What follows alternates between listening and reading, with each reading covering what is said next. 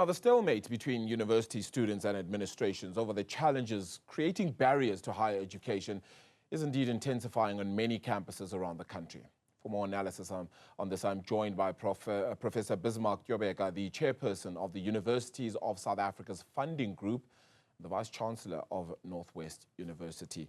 Professor, thank you so much for the time. You represent ultimately two institutions here that, yes, have a lot to do with each other, but at the same time can say that it's not up to them, particularly when it comes to the final funding of institutions like the Northwest University. Let's get your reaction to what you've seen on the ground at universities so far. Yes, thank you very much for having me, and good afternoon to your listeners. Earlier I watched your interaction with the minister and the NSFAS administrator, and clearly there is quite a number of protests that are going on in our institutions, UCT, lately Stellenbosch, we have DUT, and VETS and others.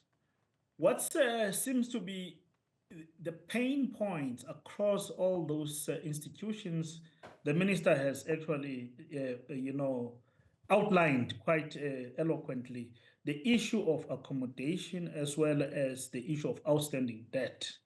That's what we think are the main issues. Other issues are really specific to individual institutions, but these two are really cross-cutting across the sector. Let's get your reaction to them then. I mean, how exactly should the government be dealing with this? Should the minister be dealing with something like this? Of course, when it comes to the administration of things like accommodation, the one thing you're seeing is that there seems to be no coherent plan. So where do we get the plan from? Let's start with the issue of debt. We know very well that the Constitution enjoins the state to find reasonable means to make sure that higher education is accessible to all that qualified, especially the students from the poor and the working class. Now, obviously, the universities cannot afford to be the ones that are footing the bill. So someone must pay. Ultimately, the universities have got a duty to deliver quality teaching and learning to these students. We've got a duty to set the required academic standards and ensure that the students meet them. But as far as the historical debt is concerned, that is something that the university has done, at least universities, our members at USAF has done their best to try and meet students halfway. It is very true that a number of students that are currently financially excluded, most of them owe quite a lot.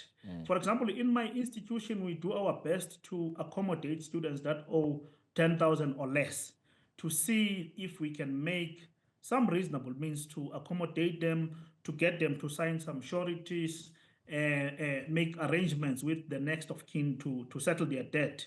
In particular, those students that do not that are not covered by NSFAS or so-called missing middle. But we know that there is a plan by government to accommodate the missing middle students through a loan. But as USAF, we believe that there needs to be a dialogue, a conversation between all the stakeholders, ourselves as universities, the DHET, the Minister's Department, NSFAS, and the student leaders, to ensure that ultimately we come with a solid, sustainable funding plan for universities. If we do not do that, every year at the beginning of the academic year, we will see what is happening today. University education is not cheap, we know very well, because ultimately we must place qualified lecturers in front of these students. It's not enough to just give them access to the system, but we must also ensure success, and that success can only happen if we provide credible academics to teach them. we provide for facilities, libraries, Yeah. laboratories, Yeah.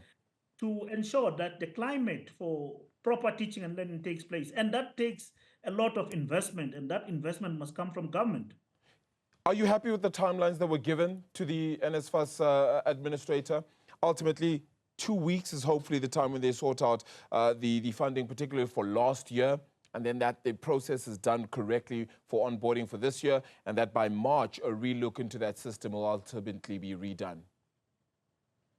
Well, it is better than nothing, but the truth of the matter is that the academic year has started, and the longer it takes to sort out these problems, the further deep in the morass we're placing the students, because they will have to play a lot of catch up with the system. And after them struggling to get help, suddenly they find themselves under serious pressure to catch up, and some of them may not make it. So this is really a difficult situation for the students, and we really sympathize, but it is better than nothing. I think if those timelines can be met or even earlier, it is much better than nothing. How else can universities then plan for uncertainty, particularly the uncertainty of maybe not receiving those funds, not knowing how much you're going to get by way of applications for accommodation, etc.? How else can they deal with those uncertainties? I can assure you that all the 26 universities, towards the end of the second semester, that would be around September, October, they start what they called readiness for the next academic year. So a lot of scenario planning is put in place, but unfortunately, the same usual suspects would crop out, which is mainly issues with NSFAS that are really mostly outside of our sphere of control. And then the proverbial issue of shortage of accommodation. You realize that this year we had quite a very good matric pass and quite a number of students that qualified for admission into the university system. Now, we know very well that the 26 universities that we have are not adequate for the demand for higher education out there. So there is so much that we can do to plan for the flood of students that are yearning for access to higher education. Yeah. But when in fact we can't even accommodate them in classrooms, it's even worse to say we can make a plan for them to be accommodated in accommodation in residences. That is why you have the additional support from private accommodation owners. But that also comes with its own complexities, because there is that a very, very long process of having this accommodation accredited to make sure that they are fit for purpose, that they are habitable for students. So a lot of planning happens, but there's always the usual suspects, and these usual suspects that I'm talking about will only be resolved if enough investment is made in the expansion of access, which the minister understands very well. But further than that, I think universities must get more investment, both from government and private sector, to build university-owned residences, because that also is very important. If you put them in private accommodation, there are other factors that come in, such security of the students, which has become a serious problem nowadays across all our 26 universities. Prof, you raise a very valid issue, and I think it's going to just be about funding as well, which comes to bear. That's always going to then be the conversation as to where do we get the funding? Is it about a reprioritization? What about the attractiveness of TVET institutions? Because that's what the minister also then spoke about a little bit earlier, is that the more we make that attractive and make it known that you can actually use those to get into the kind of job opportunities that is being looked for by younger people, it may alleviate the strain on universities. Should the TVET attractiveness be increased? That is very true. I listened to the minister, and at the beginning of this month, the minister had a summit in Benoni, where we had principals from all TVET colleges and universities. And I heard that there is a new strategy to revamp the TVET system to ensure that it trains, it skills the students to be job ready, for careers that are in demand.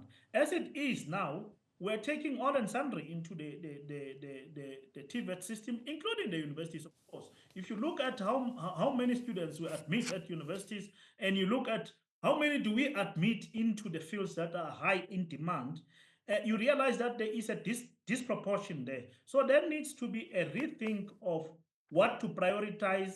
And of course, I like the idea of now repopularizing the TVET system. But I want to also mention one thing that also adds to this consternation that you see every beginning of the academic year, namely the fact that since after COVID, we have a situation where the grade 12 results are released way late into the new year.